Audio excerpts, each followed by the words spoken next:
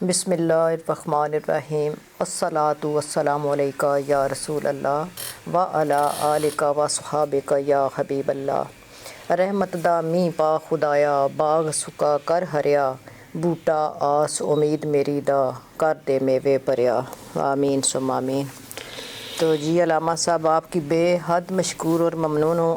آپ خود ابھی منازل علم و معرفت پہ گامزن ہیں، کئی کتب آپ کی زیر تحریر ہیں، پی ایچ ڈی کا پروسیس جو ہے وہ بھی پیش نظر ہے، اور مسجد حضا میں خطابت کی ڈیوٹی کے علاوہ دینی دنیاوی معاملات میں بے حد مصروفیات کے باوجود بحیثیت استاد خدمت کلام میاں صاحب کو قرآن و حدیث کی روشنی میں ہماری رہنمائی فرما رہے ہیں۔ دلی دعا ہے کہ اللہ پاک آپ کے علم و عمل اور فہم و فراست میں مزید وسعت اور پختگی عطا فرما کر ہمیں قرآن سیکھنے اور اس پر عمل پیرا ہونے کی توفیق عطا فرمائے، آمین ثم آمین۔ تو آج کی کلاس شروع کرتے ہیں۔ آج شب معراج کی مناسبت سے انشاءاللہ العزیز تو قبلہ میاں صاحب رحمۃ اللہ علیہ فرماتے ہیں کہ آئی رات مبارک والی پاگ اساڈے جاگے، سبحان اللہ، سجنا تے خوش مشکاں ڈلیاں دشمن سر سہاگے، حبیب رب کریم محبوب رب کریم صلی اللہ علیہ وآلہ وسلم سے پہلے کسی امت کے نبی کو جسمانی معراج جو ہے وہ حاصل نہیں ہوئی۔ یہ اعزاز، یہ شرف تاجدار دو جہاں رحمت للعالمین شفیع المذنبین حضرت محمد مصطفیٰ صلی اللہ علیہ وسلم کو حاصل ہوا۔ تو اس مبارک شب جہاں آپ کی مزید سربلندی ہوئی، وہیں امت محمدیہ پہ ان کی خوشبختی کے شفاعت و بخشش اور نمازوں اور روزوں کا تحفہ بھی اسی رات نصیب ہوا۔ تو کیسے پاگ جاگے اور کیسے بخت سولے ہوئے، سبحان اللہ۔ آپ فرماتے ہیں کہ آسمانہ پر تارے روشن شمع چراغ یگانے، سکھ دیاں یاراں نو آپوتے سکاں دے پروانے، کیا پرکیف سما تھا ستاروں برا آسمان، نور کے چراغوں سے منور تھا، جدائی میں تڑپتے عاشقوں کو سکاں دے پروانے، محبوب کی طرف سے ملاقات کا پیغام آ گیا۔ اب پیغام کس کے ذریعے آیا؟ وہی وکیل لے آیا سدا نالے کوڑا جوڑا، آ ملیے ہک جوڑ محمد تینوں قرب نہ تھوڑا، جبرائیل امین وہی وکیل برق رفتار براق کی سواری اور جنتی لباس کے ساتھ دعوت نامہ لے کر آئے۔ اے حبیب صلی اللہ علیہ وسلم، رب کریم نے آپ کو معراج اور ملاقات کے لیے بلا بھیجا ہے۔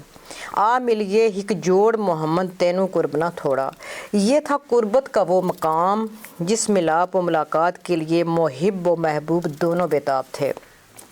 آگے فرماتے ہیں کہ ہر دم سکھ تساڈی آئی رات ملن دی، صد کلیوں وڈیائی دے کے عزت ودی سجن دی۔ اے محبوب، آج ایک محب و محبوب کی شب ملاقات ہے، آپ کی محبت و عزت میں اضافہ مطلوب ہے۔ تو آگے فرماتے ہیں لو قلم اسمانہ زمیاں دوزخ جنت تائیں، کرسی عرش معلا ویکھیں سیر کریں ہر جائی۔ اے حبیب، آج ہم آپ کو ارض و سما جنت و دوزخ کرسی عرش و معلا سب کی سیر کروائیں گے۔ سبحان اللہ۔ آگے فرماتے ہیں میاں صاحب کہ عزت قرب تو ساڈا ویکھن حوراں ملک پیارے، نالے روح نبیاں سندے ہون سلامی سارے۔ اے حبیب، ہماری اس ملاقات کے کئی مقاصد ہیں، آپ کی عزت و توقیر اور قرب خاص کو حورے ملک آسمانی مخلوق سب دیکھ بھی سکیں اور آپ کے بلندی مقام کو پہچان بھی سکیں۔ آگے فرماتے ہیں کہ دوزخ جنت وچ اسمانہ جو خلق اللہ وسدی، پاک جمال تساڈے کارن ہر دی جان ترس دی۔ یہ ساری مخلوق آپ کے جمال با کمال کی جھلک دیکھنے کے لیے ترس رہی ہے۔ آگے فرماتے ہیں ویکھ جمال حبیب میرے دا صدقے صدقے جاون، شرف سعادت پاون سارے شکر بجا لیاون۔ اے میرے حبیب، یہ ساری مخلوق سعادت شرف حاصل کر کے میری شکر گزار ہوگی۔ ہویا سوار براکے اتے او سلطان عرب دا، چائی واگ محبت والی ٹریا راہ طلب دا۔ وہ شہنشاہ دو جہاں وہ سلطان عرب، محبت و عشق کی باغ ڈور ہاتھ میں تھامے، براق پہ سوار ہو کر منزل شوق منزل محبوب حقیقی یعنی سوئے حق روانہ ہو گئے۔ سبحان اللہ۔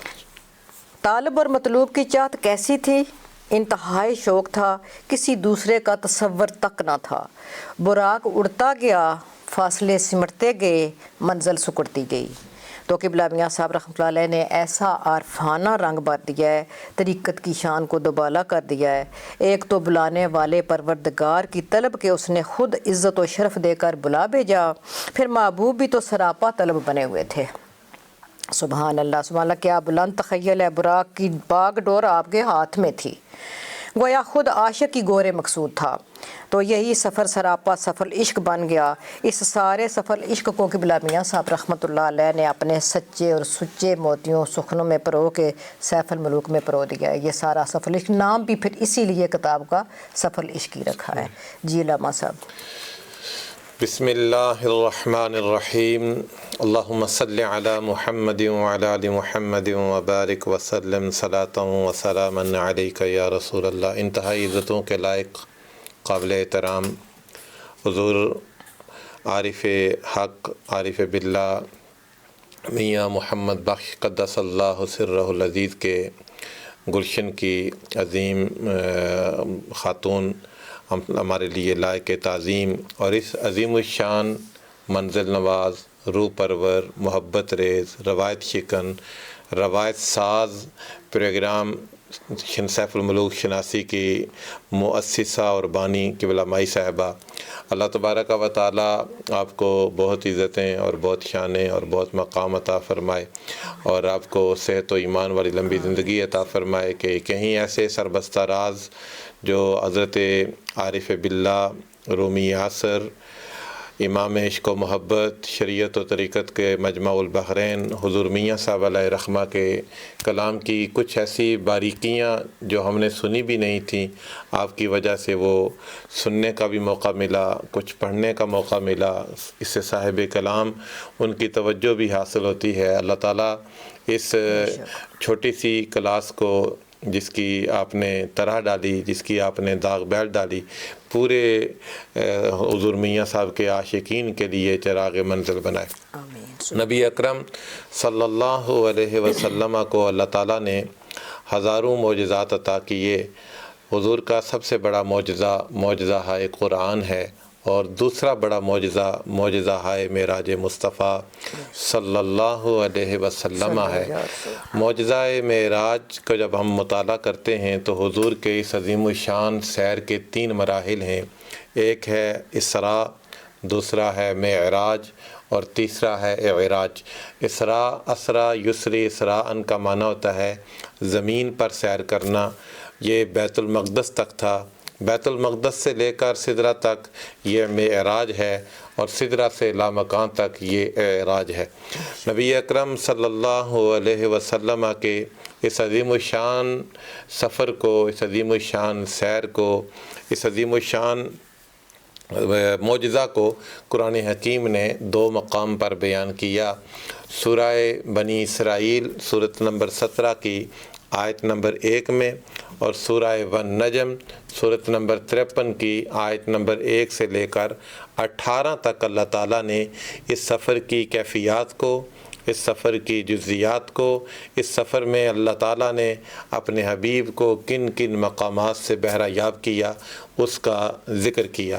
اور لطف کی بات یہ ہے کہ اس عظیم الشان سیر کا آغاز اللہ نے اپنی تسبیح سے، اپنی پاکی سے بیان کیا، کیونکہ یہ دنیا عالم اسباب ہے، اور اسباب کی دنیا میں صدیوں پر پھیلا ہوا سفر آنکھ جھپکنے سے پہلے اس کا حصول ممکن نہیں تھا۔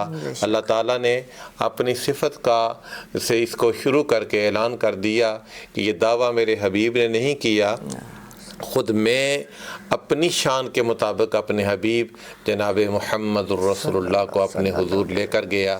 اور قرآن حکیم میں ایک اور مقام ہے، اللہ نے فرمایا سبحان الذی اسریٰ، پاک ہے وہ جس نے سیر کرائی، یعنی سیر اسراء کا فاعل اللہ تبارک و تعالیٰ کی ذات ہے۔ عربی زبان جاننے والے جانتے ہیں اسریٰ بعبدہ، یا یہ لفظ سرا بعبدہ ہونا چاہیے تھا یا اسریٰ عبدہ ہونا چاہیے تھا۔ اگر الف تھا تو با نہیں ہونی چاہیے تھی، با تھی تو الف نہیں ہونا چاہیے تھا۔ اس پر اہل تفسیر نے لکھا ہے کہ اللہ تعالیٰ نے اسریٰ اور پھر بے عبد ہی، الف کا بھی ذکر کیا، با کا بھی ذکر کیا۔ فرمایا میرے حبیب جبریل کو آپ کی خدمت میں بھیجا تاکہ لوگوں کو بات سمجھ آئے، براق سواری کے لیے بھیجی، براق کی سواری آپ کے لیے بھیجی تاکہ لوگوں کو یہ بات سمجھ آئے۔ رہ گیا آپ کا اعزاز تو اسرا بعبدہ، آپ کو رب اپنی شان کے مطابق خود اپنی بارگاہ میں لے کر گیا۔ قرآن حکیم میں ایک اور مقام پر حضرت موسیٰ علیہ السلام کا ذکر ملتا ہے، سورہ اعراف سورۃ نمبر 7 کی آیت نمبر 143، لما جاء موسیٰ لمیقاتنا، موسیٰ ہماری مقرر کردہ جگہ پر خود تشریف لائے، طور سینہ پر خود تشریف لائے۔ حضرت موسیٰ کا معراج طور سینہ پر تھا تو اللہ نے فرمایا وہ خود تشریف لائے۔ حضرت ابراہیم کا ذکر ملتا ہے، اللہ تبارک و تعالیٰ نے سورہ صافات سورۃ نمبر 37 کی آیت نمبر 99 میں فرمایا، حضرت ابراہیم کہتے ہیں انی ذاہب الی ربی، میں اپنے رب کی طرف جانے والا ہوں۔ حضرت موسیٰ کہتے ہیں وہ خود ہمارے مقرر کردہ جگہ پر آئے، ابراہیم کہتے ہیں میں خود جانے والا ہوں۔ تو ایک خود آنا اور ایک لے جانا، دونوں میں بنیادی فرق ہے۔ خود آنے میں وہ اعزاز، وہ بانک پن، وہ شان آشکار نہیں ہوتی جو لے جانے میں ہے۔ تو اللہ تبارک و تعالیٰ اپنے حبیب کو اپنی شان کے مطابق اپنی بارگاہ میں لے کر گیا، اور پھر اس عظیم الشان سفر کی شروعات سبحان سے کی، اختتام سمیع اور بصیر سے کیا، اور جو چیز تحفے میں لے کر آئے وہ بھی اللہ کا ذکر تھا۔ گویا مصطفیٰ کریم علیہ السلام کو جو عزتیں دی ہیں وہ بھی اللہ تبارک و تعالیٰ نے اپنے ذکر، اس کی شروعات ذکر سے کی، اختتام ذکر پر کیا، جو چیز لے کر آئے وہ بھی ذکر پر مشتمل تھا۔ تو یہ حضور علیہ السلام کا دوسرا بڑا معجزہ، اور اس میں ایک خاص بات اور خاص نقطہ یہ بھی ہے حاضرین گرامی یہ مرتبت، کہ اللہ تبارک و تعالیٰ نے حرم سے اپنے حبیب کو براق پر بٹھایا۔ اس کی حکمتیں ہزاروں ہیں، ان اشعار کی تشریح کی جائے تو وقت کافی بیت جائے گا، لیکن ہم چونکہ اس کو خلاصتاً لوگوں کے سامنے تاکہ کوئی بیسک کانسیپٹ واضح ہو جائے یہ رکھتے ہیں۔ لیکن ایک شان حضور کی جو بڑی سمجھنے سے تعلق رکھتی ہے، اللہ تبارک و تعالیٰ نے حضور حرم میں جلوہ گر ہیں، حضرت ام ہانی کے گھر جلوہ گر ہیں، جو جناب علی المرتضیٰ کی ہمشیرہ ہیں، جناب ابو طالب کی لخت جگر ہیں، وہاں سے اٹھایا اور حتیم میں جا کر سرور کائنات صلی اللہ علیہ وسلم کا سینہ پاک چاک کیا گیا، اور حضور کے دل انور کو نکالا گیا، اسے دھویا گیا، حتیم سے اس کی شروعات کی، اور حتیم یہ کعبۃ اللہ کا حصہ ہے، اور کعبۃ اللہ یہ مسجد حرام یہ بڑی عالی شان جگہ ہے۔ اس مسجد شریف میں حضور علیہ السلام کا فرمان ہے، جو بندہ ایک نماز پڑھتا ہے اللہ تعالیٰ اسے 1,00,000 نمازوں کا ثواب عطا فرماتا ہے۔ تو معراج اگر اللہ تبارک و تعالیٰ نے حضور کو کرانا تو براہ راست لے جاتا اور سارے انبیاء کرام کو مسجد حرام میں جمع کرتا۔ مسجد اقصیٰ میں لے جانے کی وجہ کیا تھی؟ تو اس کی 20 حکمتیں ہیں، ان میں سے ایک حکمت یہ تھی کہ اگر سارے انبیاء کرام مسجد حرام میں آتے تو شریعت کا قاعدہ یہ ہے کہ آپ جب کسی کے محلے میں جائیں، جتنے مرضی بڑے عالم ہوں، محلے کے امام کے پیچھے نماز پڑھیں۔ تو چونکہ مسجد حرام حضور کا محلہ تھا، سارے انبیاء آتے تو الٹیمیٹلی شریعت کا وہ جو ضابطہ ہے کہ سب مقامی امام کے پیچھے نماز پڑھیں، تو لوگوں کے ذہنوں میں یہ سوال ابھر سکتا تھا کہ شاید کسی اور نبی کی شان بڑی بلند ہے۔ اللہ نے فرمایا محبوب سفر معراج کے موقع پر عظمت معراج کے سے بہرہ یاب کرتے ہوئے تیری عظمتوں کو ہم اس طرح آشکار کریں گے کہ دوسرے انبیاء کرام کے محلے کی مسجد میں آپ کو لے جا کر پھر مصلی پر کھڑا کر کے لوگوں کو یہ بتائیں گے کہ جب میرا محبوب آ گیا تو مقتدا اور امام میرا محبوب ہے، باقی سارے انبیاء کرام اس کے مقتدی ہیں۔ تو اللہ تعالیٰ اس عظیم الشان سفر معراج کی لذتوں سے ہم سب کو بہرہ یاب فرمائے۔ جزاک اللہ خیر۔